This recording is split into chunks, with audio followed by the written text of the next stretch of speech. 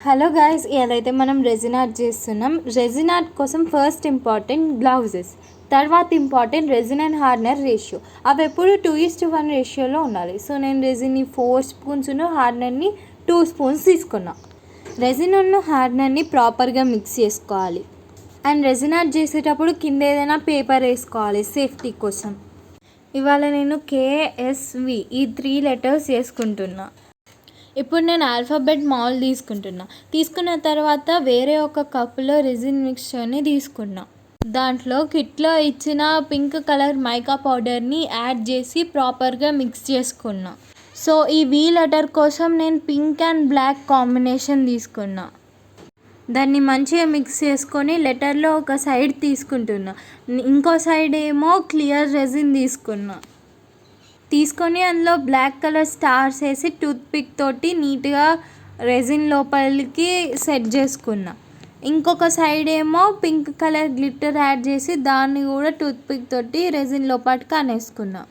ఇప్పుడు next letter K. దానికోసం నేను purple colour mica powder use చేస్తున్నా. దాన్ని రెజిన్ సొల్యూషన్లో మంచిగా మిక్స్ చేసి కేలో ఒక సైడ్ తీసుకొని ఇంకొక 2 సైడ్స్ ఏమో క్లియర్ రెజిన్ తీసుకున్నా. ఆ క్లియర్ రెజిన్లో పింక్ కలర్ డ్రై ఫ్లవర్స్ పెట్టుకుంటున్నా.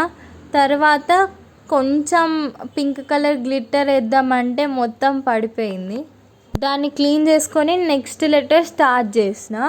ఆ నెక్స్ట్ లెటర్ కోసం నేను బ్లాక్ కలర్ మైకా పౌడర్ తీసుకొని రెజిన్ సొల్యూషన్లో మంచిగా మిక్స్ చేసిన. అండ్ నెక్స్ట్ లెటర్లో black and gold combination use చేద్దాం అనుకుంటున్నా. సో అప్ సైడ్ ఏమో బ్లాక్ కలర్ లిక్విడ్ తీసుకొని కింది సైడ్ క్లియర్ రెజిన్ పోసుకొని కిట్లో ఇచ్చిన గోల్డ్ ఫ్లేక్స్ని నీట్గా టూత్పిక్ తోటి సెట్ చేద్దాం అనుకున్నా. అట్లా సెట్ చేసుకున్న తర్వాత 24 hours వాటిని డ్రై చేయడానికి పక్కకని పెట్టుకోవాలి. నెక్స్ట్ డే మార్నింగ్ వాటిని డిమాల్ చేసుకున్నా.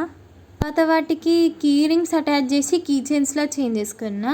నాకైతే ఇందులో S లెటర్ నచ్చింది. మీకేం నచ్చిందో కింద కామెంట్ చేయండి. Thank you.